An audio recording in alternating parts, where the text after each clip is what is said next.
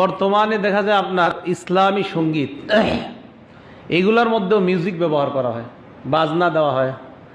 এটার প্রতিবাদ করতে গেল আপনারা সব কিছুতে খালি ওই যে একদিন বলছি ইসলাম টেনে আনেন। বিভিন্ন আরব দেশের অনেক শেখরাও আপনার মিউজিক দেয়া গান গায়। এই জন্য ওনাকে আমার সমর্থন করতে হবে। হ্যাঁ, আমি পড়াশোনা করছি এই কারণে না যে ওনাকে আমি সমর্থন করব, বুঝেন নাই? হ্যাঁ, আপনি যদি বলেন যে ওনাকে আপনি সমর্থন করবেন না কেন, ওনার সাথে আমাকে কথা বলায় দেন। আল গিনা, গান বাদ্য, কি বলেন তো? গান বাদ্য গাওয়া, শ্রবণ করা, এগুলোকে সমর্থন করা। ছেলে মেয়ে সবার মাঝে এই অভ্যাস আছে। এখন তো এটা ফ্যাশন। যদি বলে তুমি ফ্রি টাইমে কি করো, কয় গান শুনি। হ্যাঁ, ফ্রি টাইম কিভাবে কাটান? কয় গান শুনি। How do you spend your free time? কিভাবে কাটাও? কয় নাথিং সো মাচ, তেমন কিছু না। তো কি করো? কই তো like to listen to music, গান শোনা পছন্দ করি। এটা একটা ফ্যাশন। এই যুগে ফ্রি টাইম কাটানো, কি করেন ফ্রি টাইমে? অবসরে কি করেন? কয় গান শুনি। মানে একটা ভয়ঙ্কর ব্যাপার। অবসরে কি করেন? গান শুনি। আর কোনো উত্তর নেই। কল্প রোগাক্রান্ত হওয়ার পঞ্চম কারণ গান শ্রবণ করা, গান গাওয়া, গানকে সমর্থন করা। যা বলেন শেখুল ইসলাম ইবনু তাইমিয়া রহিমাহুল্লাহ বলেন, গান হলো খমরুল কলব, আল গিনা খমরুল কলব, গান হলো অন্তরের মদ। ইবনে তাইমিয়া বলেন গান হলো কলবের মদ। তো কেন বললেন উনি? ফাইন্নাল খামরা ইউখামিরুল আকলা, মদ পান করলে মানুষের আকল বিগড়িয়ে যায়। মদ মানুষের আকলকে বিগড়িয়ে দেয়। অল গিনা ইউগাইয়িরুল কলব, আর গান মানুষের দিলকে পরিবর্তন করে দেয়। তো উনি বলেন মদ যেমন আকল পরিবর্তন করলে মানুষ তখন মাথা ঠিক না থাকার কারণে সে যে কোনো অপরাধ করতে পারে, ঠিক গান যার দিলের মধ্যে বসে যায় তার দিলেরও মদ হয়ে যায় এটা। আর মদ ওই দিলে প্রবেশ করার কারণে তার দ্বারাও পৃথিবীর যে কোনো অপরাধ কর্ম সংগঠিত হওয়ার সম্ভাবনা আছে। তাহলে ইবনে তাইমিয়া রহিমাহুল্লাহ বললেন গান কিসের মদ বলেন তো? কলবের মদ, দিলের মদ। এখন বর্তমানে দেখা যায় আপনার ইসলামী সঙ্গীত এগুলোর মধ্যেও মিউজিক ব্যবহার করা হয়, বাজনা দেওয়া হয়। এটার প্রতিবাদ করতে গেল আপনারা সব কিছুতে খালি ওই যে একদিন বলছি ইসলাম টেনে আনেন। বিভিন্ন আরব দেশের অনেক শেখরাও আপনার মিউজিক দেয়া গান গায়।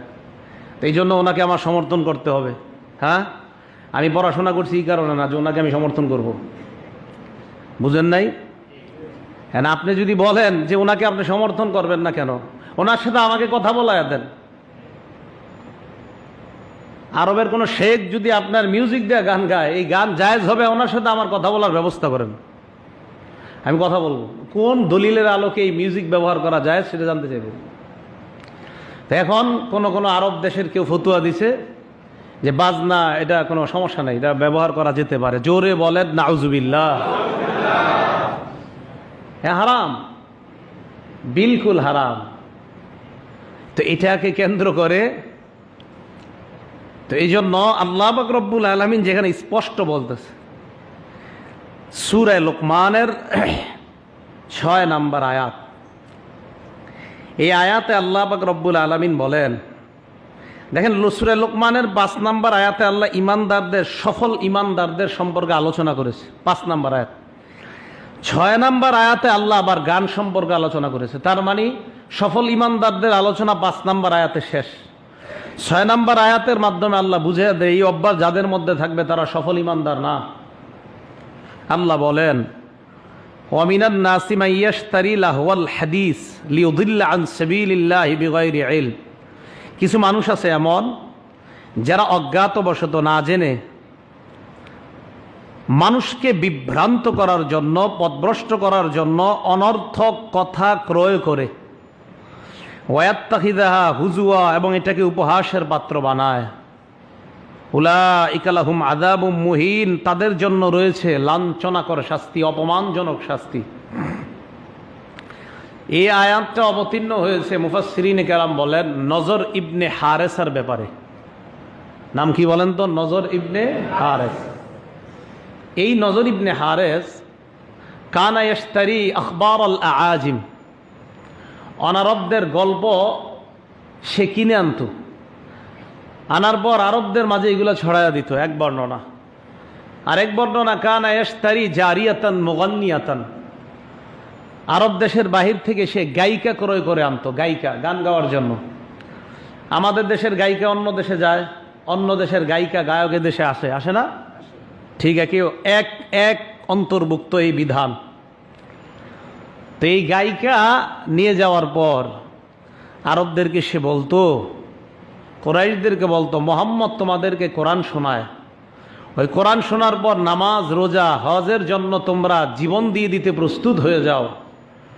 এটা না করে তোমরা গান শোনো, এতে জীবন দেওয়া লাগবে না, কিছু করা লাগবে না, অন্তরে প্রশান্তি লাভ করবে, কোরআন ছাড়ো, গান শোনো। এটা নজর ইবনে হারেসার বক্তব্য। এই পরিপ্রেক্ষিতে আল্লাহ পাক রব্বুল আলামিন এই আয়াত অবতীর্ণ করে দিলেন, যারা অনর্থক জিনিস ক্রয় করে মানুষকে পথভ্রষ্ট করার জন্য, তাদের জন্য লাঞ্ছনাদায়ক শাস্তি, অপমানজনক শাস্তি। এই আয়াতের ব্যাপারে আবু সাহবান আল বাকারি রাহিমাহুল্লাহ ওয়া হুয়া ইয়াসআলু আব্দুল্লাহ ইবনে মাসউদ রাদিয়াল্লাহু তাআলা আন হাযিহিল আয়াহ, এই আয়াতের ব্যাপারে আবু সাহবান আল বাকরি আব্দুল্লাহ ইবনে মাসউদ রাদিয়াল্লাহু তাআলা আনহুকে জিজ্ঞাসা করলেন যে আয়াতে লাহওয়াল হাদিস, অনর্থক কথা দ্বারা কি উদ্দেশ্য? ইবনে মাসউদ রাদিয়াল্লাহু তাআলা আনহু জবাব দিলেন, আল গিনা, গান উদ্দেশ্য। কি উদ্দেশ্য? গান। এবার আবু সাহবান আল বাকারি মানে ইবনে মাসউদের বক্তব্যটা যিনি শুনেছেন তিনি বলে দেখেন, ওয়াল্লাহিল্লাযী লা ইলাহা ইল্লা হুয়া ইউরাদ্দিদুহা সালাসা মাররাত, বলতেছে ওই আল্লাহর শপথ যে আল্লাহ ছাড়া কোনো ইলাহ নাই, আল্লাহর কসম। আব্দুল্লাহ ইবনে মাসউদ তিনবার কথাটা বলছে যে অনর্থক কথা দ্বারা উদ্দেশ্য গান, অনর্থক কথা দ্বারা উদ্দেশ্য গান, অনর্থক কথা দ্বারা উদ্দেশ্য গান। তাহলে লাহওয়াল হাদিস দ্বারা উদ্দেশ্য গান। হাসান বসরি রহিমাহুল্লাহ উনি বলেন, উনজিলাত হাযিহিল আয়া ফিল গিনা ওয়াল মিজমার। হাসান বসরি বলেন এই আয়াত নাজিল হয়েছে গানের ব্যাপারে এবং বাদ্যযন্ত্রের ব্যাপারে, গানের ব্যাপারে এবং বাদ্যযন্ত্রের ব্যাপারে এই আয়াত অবতীর্ণ করা হয়েছে। আল্লাহ পাক রব্বুল আলামিন আমাদের সকলকে বাদ্যযন্ত্র ব্যবহার করা হয় এমন ইসলামিক গান হোক অনইসলামিক গান হোক, বাদ্যযন্ত্র ব্যবহার করা হয়েছে এই জাতীয় গান থেকে আল্লাহ আমাদেরকে বলা শ্রবণ করা থেকে বেঁচে থাকার তৌফিক দান করেন। হাসান বসরি রহিমাহুল্লাহ এই ব্যাখ্যা দিলেন।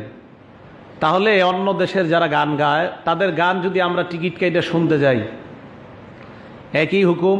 নবীজি সাল্লাল্লাহু আলাইহি সাল্লামের বর্ণনা, আবু উমামা রাদিয়াল্লাহু তাআলা আনহু থেকে বর্ণনা, নবীজি বলেন, লা ইয়াহিল্লু বাইউল মুগান্নিয়াত ওয়ালা শিরাউহুন্না,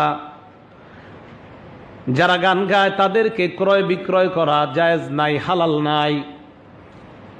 আল্লাহ নবী বলেন গান যারা গায় তাদেরকে ক্রয় বিক্রয় করা জায়েজ নাই। বর্তমানে গান গায় যারা তাদেরকেও ক্রয় বিক্রয় করা হয়, যারা গান গায় তাদের গানকেও ক্রয় বিক্রয় করা হয়। গানটা কিনে নেয় কোনো দেশ, একটা গান কোনো প্রতিষ্ঠান কিনে নেয়।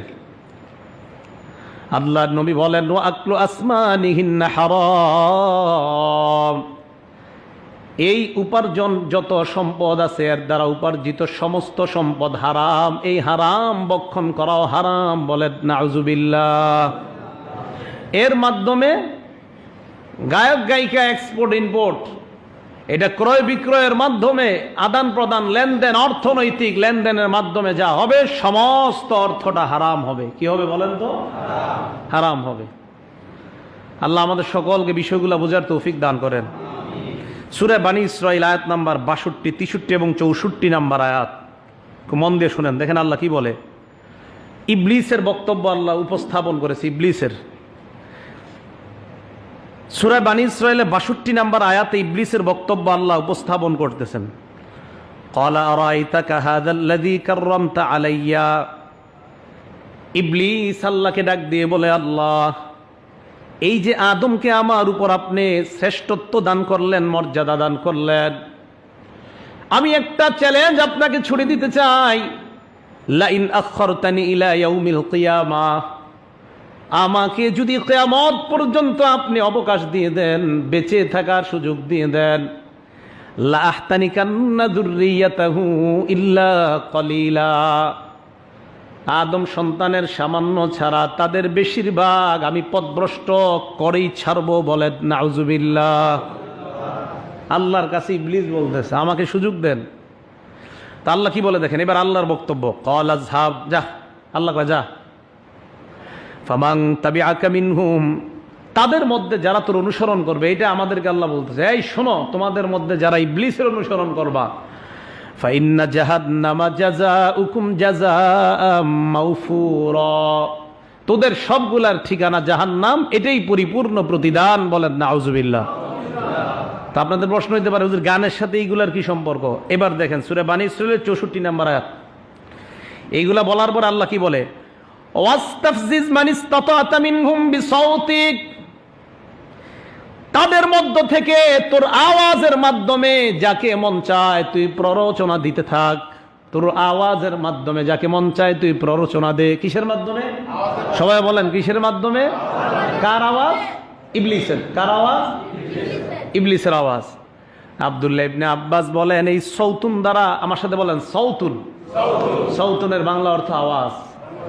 এই সৌতুন দ্বারা উদ্দেশ্য হলো কুল্লু দাইন ইয়াদউ ইলা মাসিয়াতিল্লাহ, প্রত্যেক ওই আহ্বান, যে আহ্বান আল্লাহর নাফরমানির দিকে করা হয়, সেটাকেই বলা হয় শয়তানের আওয়াজ।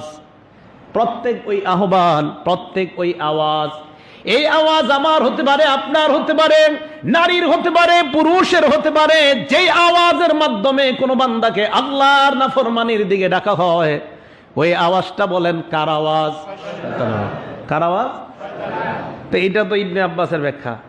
ইবনে আব্বাসের ছাত্র ইমাম মুজাহিদ বলেন, আরো স্পষ্ট ব্যাখ্যা হলো যে আওয়াজ দ্বারা উদ্দেশ্য মূলত তিনটা জিনিস, বিশেষ করে কয়টা জিনিস? এক নাম্বার আল গিনা, গান, কি উদ্দেশ্য? দুই নাম্বার আল মিজমার, বাদ্যযন্ত্র, তিন নাম্বার আল্লাহবু, অনর্থক যত কিছু আছে। তাহলে প্রথম দুইটা দেখেন, গান, বাদ্যযন্ত্র। তাহলে যারা গান গায়, বাদ্যযন্ত্র ব্যবহার করে, এই আওয়াজ যদিও মানুষের ভিতর থেকে বের হয়, কোরআনের ভাষা অনুযায়ী এটা কিসের আওয়াজ? এই আল্লাহ বললেন, ইস্তাফজিজ মান ইসতাতা'তা মিনহুম বিসাউতিক, তুমি তোমার আওয়াজ দ্বারা তাদের মধ্য থেকে যাকে ইচ্ছা প্ররোচনা দাও। এই কথা প্রচার করে দেন যে আল্লাহর কোরআন বলছে, তোমার আওয়াজ দ্বারা যাকে ইচ্ছা তুমি প্ররোচনা দাও। ও মুমিন মুসলমান নারী পুরুষ ভাই বোনেরা, আল্লাহ বলছে আওয়াজ দ্বারা প্ররোচনা দাও।